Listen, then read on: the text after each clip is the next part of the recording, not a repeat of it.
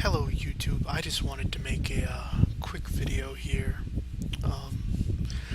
It's kind of late, and honestly I should already be in bed, but I had heard some rather troubling news from one of the people who I'm subscribed to here on YouTube, Angry Role Player, who put out a video saying that the Barber had been nerfed into the ground, that the Spirit Barrage build was basically dead and no more, and that honestly depressed me a little bit, because you guys don't know this, but I have been really gung-ho on the PTR for the last couple of weeks, testing out the Spirit Barrage build, trying to fine-tune things to prepare for when I was playing it on the live server. And so that really kind of depressed me to think that the one build I'd actually really been interested in playing was going to be no longer playable. But I heard some rumors from some other friends of mine that Blizzard did a hot fix for the Spirit Barrage build and the Barber. So I've been on PTR for just like the last couple hours now, and I've been trying to see how high I can go now that the hot fix is in place. Right now I'm at 68. I was just about to do 70 when I decided that I was gonna do this build guide video really quick. So let's do the rundown. I'm doing the pet variant of the Spirit Barrage build, running Gargantuan Humongoid, Summon Zombie Dogs, Leeching Beasts, Spirit Barrage, Well of Souls, Soul Harvest Languish, Spirit Walk Jaunt, Piranha's Pyranado, with the passives Grave Injustice, Rush of Essence, Confidence Ritual, Spirit Vessel, and on the Hellfire Amulet, the Midnight Feast passive. I'm running Rush of Essence to help make sure that I don't overspend my mana. If you don't feel like running Rush of Essence, if you think you've got that pretty well dealt with, then I would recommend maybe Fetish Sycophants, or maybe Gruesome Feast, Jungle Fortitude possibly. But I just don't use Pierce the Veil because of the increased mana costs, which makes it so that I lose the Aquila Cuirass bonus a lot, and that's not going to help you out. But for our gear, I'm running a Hellfire Amulet to give me that extra passive, the Midnight Feast. We're running Lakumba's Ornament because we're running Soul Harvest to give us some more of that damage reduction. We are running Mask of Jerem for the increased pet damage, and Tasker and Theos for the increased attack speed for your pets. We're running Cinder Coat to reduce the cost of fire skills and make them deal a little bit more damage. For my shoulders, I have an Ancient Mantle of Channeling, but honestly, any other Ancient Shoulders will serve you just as well. For the belt, run either the Witching Hour or the String of Ears if you're worried about toughness, or you could even get away with running the Belt of Transcendence, the Fetish Sycophant belt, if you feel like you're more worried about survivability than the little bit of extra damage you'd get from the Witching Hour. We're running Swampland Waiters because they roll with a automatic elemental damaged increase. We're running Illusory Boots so we can move unhindered through enemies. If you haven't picked up on it by now, the reason everything's ancient is because we're running Legacy of Nightmares. This is a Legacy of Nightmare Spirit Barrage build. So you will need the Wailing Host and the Legacy of the Undaunted before you do anything else. The final two pieces of gear are the Gazing Demise, which is the Spirit Barrage Mojo, which gives you the Phantasm rune and makes it so that your Spirit Barrage damage is increased for every Phantasm that is active. And we're running Vu's Juicer, which gives Spirit Barrage the effects of the Phlebotomize and the Spirit is Willing rune, which give mana and health each time it hits. So between these two items and your equipped rune for the skill, you can have 4 runes of Spirit Barrage active at a time. That is actually quite broken for a skill to get that much of a buff when it's not part of a set. But that's why we have this setlist set, the Legacy of Nightmares. Legendary gems right now, I'm running Enforcer to beef up my pets. I'm running Zay's Stone of Vengeance, so if I feel like keeping my distance, I can still crank out a decent amount of damage. And Bane of the Trapped, because it's basically the best gem in the game. And I know what a lot of you are thinking. Why are you running Confidence Ritual and Zay's Stone of Vengeance? Wouldn't you be limiting one or the other? Well, yes and no. Because I have the kind of playstyle where I'll switch off between running into enemies, to get Soul Harvest and whatever, and then keeping my distance and letting my pets tank most of the damage. So by having Confidence Ritual and Zay's Stone of Vengeance, I kind of cover both of those areas. If I really wanted to, I could probably swap Zay's Stone of Vengeance out for another gem, maybe Bane of the Stricken, or possibly even the Esoteric Alteration.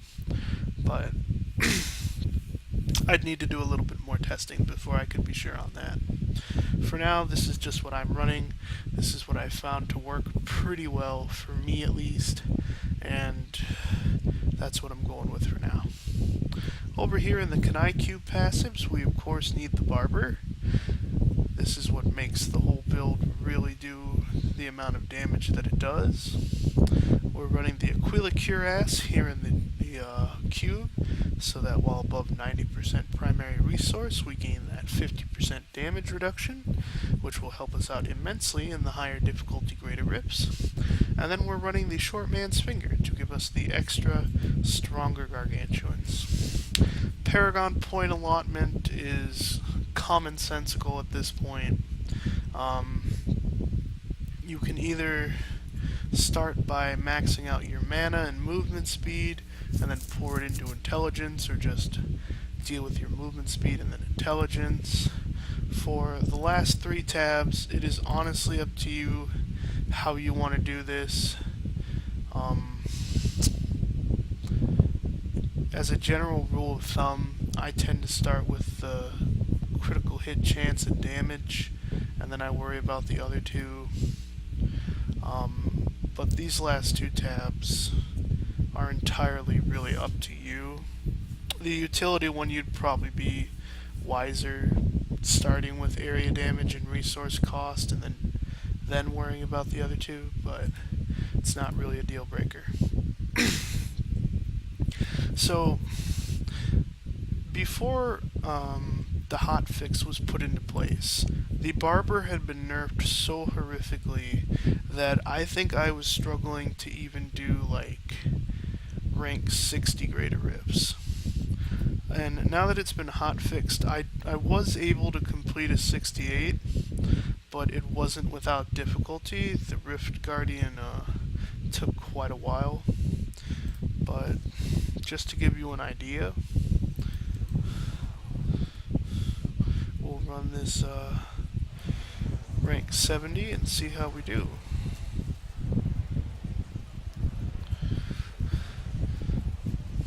One of the main things I noticed from this hotfix is that the explosions for the Barber go off a lot more often than they used to be, which is really nice because I know I kept playing here on the PTR and I was complaining about how it felt like the explosions were just never going off, and when they were, they weren't doing the damage that they were supposed to.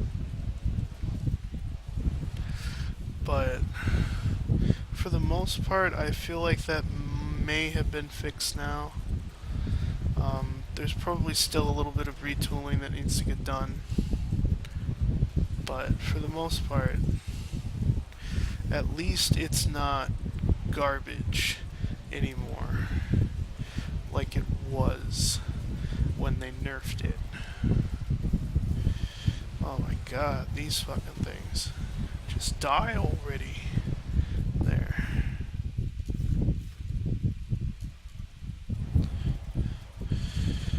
But with the Barber, density is your friend. Because remember, rather than dealing direct damage, the Barber is making it so that Spirit Barrage is like stacking on enemies. And then the explosion that gets triggered deals a certain amount of that damage to, well, it's technically supposed to deal all of the accumulated damage in an explosion to everything within 15 yards. But I'm not so sure if it's doing that correctly.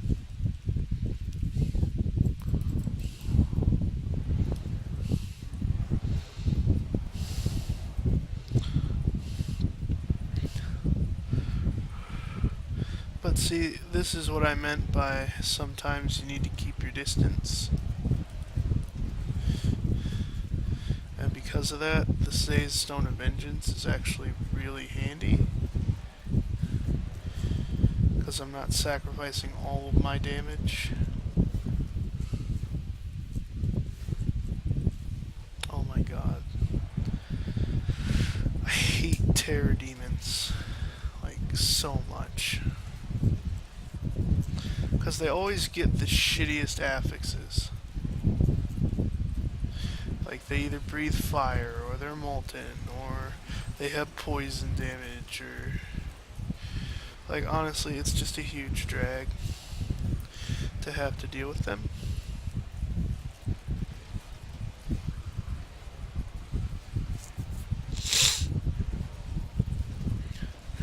And I'm sorry if I sound a little stuffed up. I do think I might be getting a cold. It is that time of year.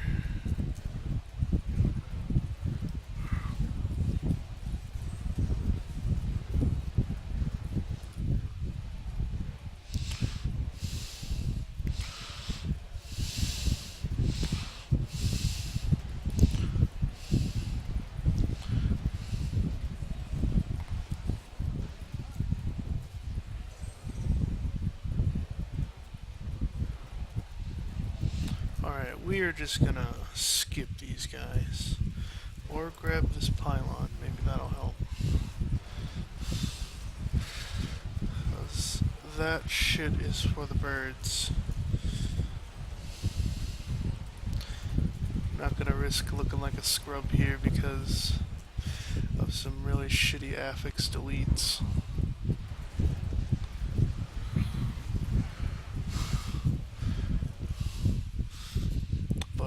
Like I said, this build loves density. The more enemies you crowd together, the more effective those explosions when they go off are going to be.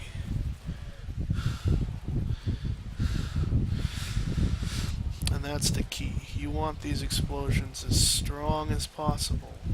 Because if they're not strong in the higher difficulty, then that means you're going to be spending a whole bunch of time trying to kill things. You don't have all that time. You only got 15 minutes. So try your best to make sure every second counts.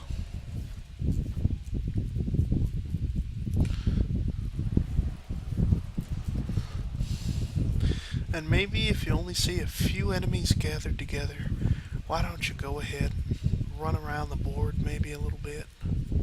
See if you can find some extra friends for you to play with.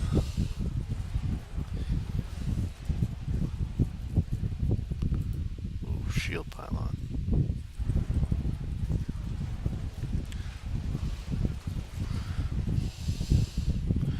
Oh, that's perfect.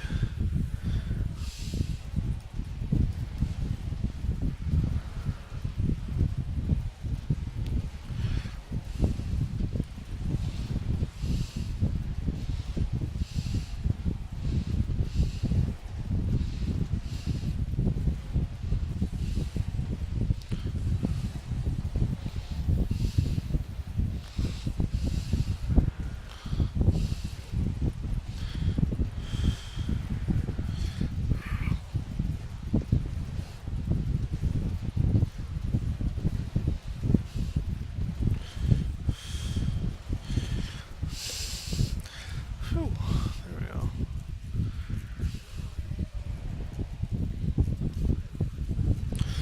Don't want to miss that.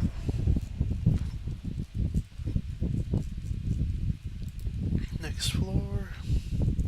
Ugh. I hate maps like this. Between the Caverns of Marinee and basically all of Acts 4 and 5, I'm just not a fan of. And I think I attribute that to how much time I spent in those acts way back when. Like, especially running bounty runs, you have to deal with Act 5 so much. And Act 5 has the most colluded fucking, or the most convoluted bounties ever, because they always make you run all over God's green earth just to find the fucking, objectives.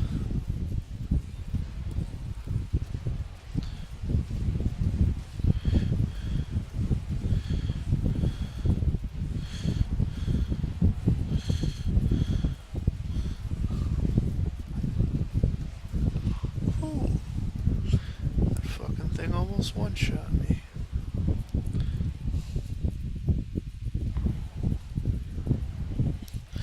Now, even with all these sources of damage reduction, like the Lacumba ornament giving us extra 30% damage reduction, the Aquila Cuirass giving us 50%, remember that doesn't add up that way, so it's not like I actually have 80% damage reduction right now, but you have to make sure that you're careful, because Witch Doctor is still an inherently really squishy class. That's why, if you can help it, try and make it so that your pets are the ones who are running out in front, and you just keep your distance and blast people from afar. I like to refer to this as my pet caster build, because it lets me enjoy both the playstyle of a casting build with the use of some of my pets for tanking purposes.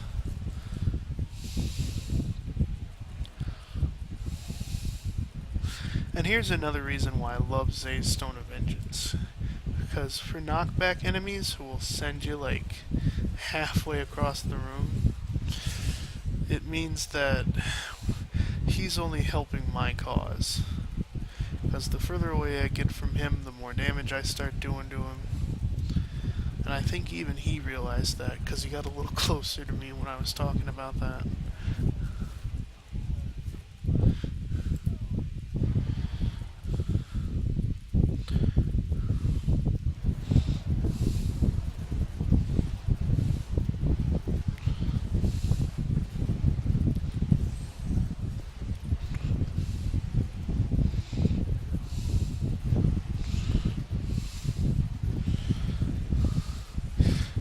70's been surprisingly easy so far.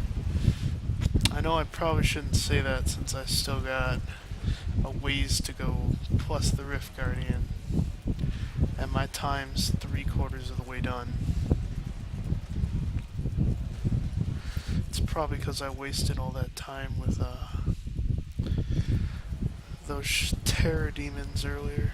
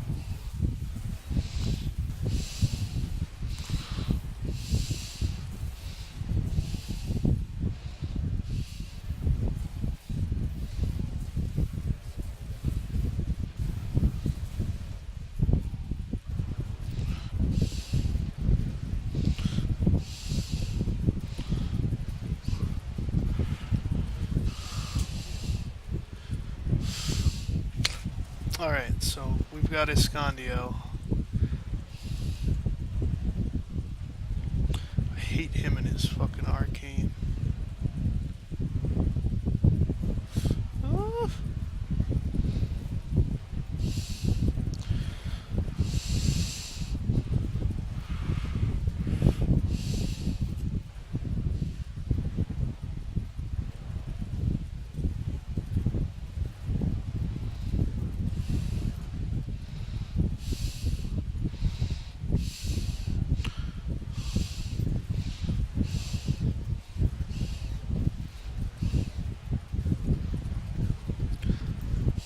Ooh. I don't know. I don't know if I'm gonna be able to finish this in time.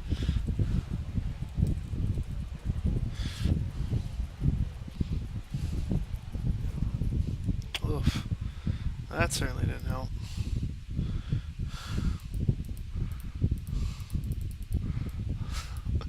Oh man, I'm gonna be so pissed if I just fucked myself over to finish this on time.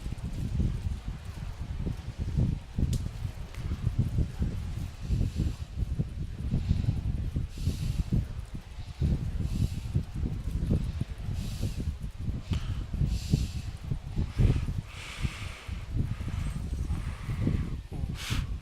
Hawk. Well, I know it doesn't look like it, but when you're not playing like an idiot, you can in fact do 70 with this, and I would say that you could probably do even a little bit higher than that. It's just I do really poorly against Arcane.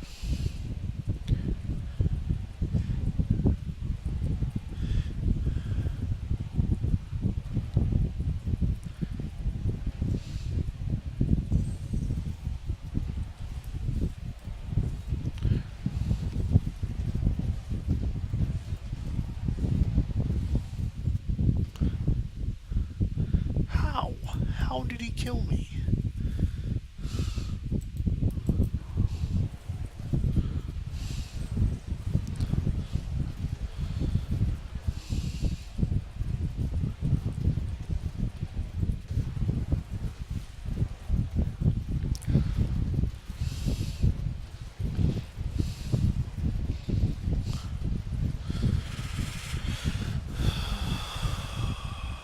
Oh my god, just die already!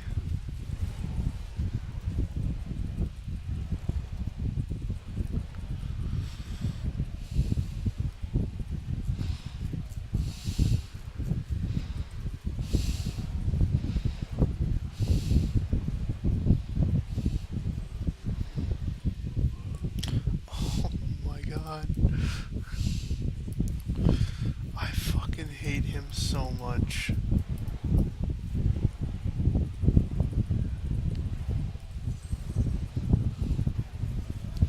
There. Actually really annoys me.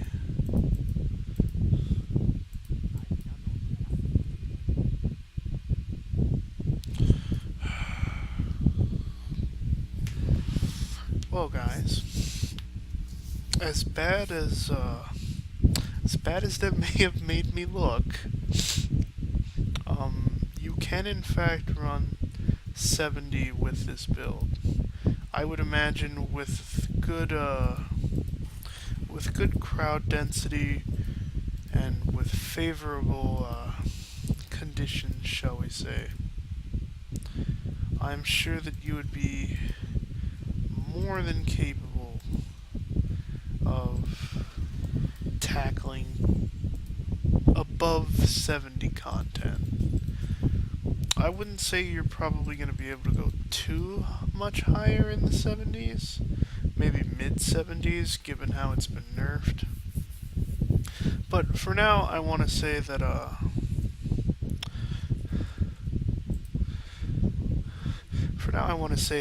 the build, while it's not as good as it used to be, it still is at least worth using. I'm probably going to use it as like a T13 farming build.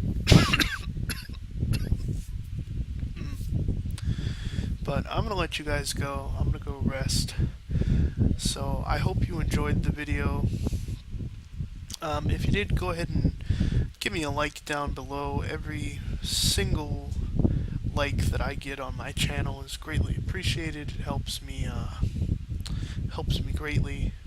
And I'll see you all next time here on the TheMovieCuban channel. Have fun in Sanctuary. See you soon.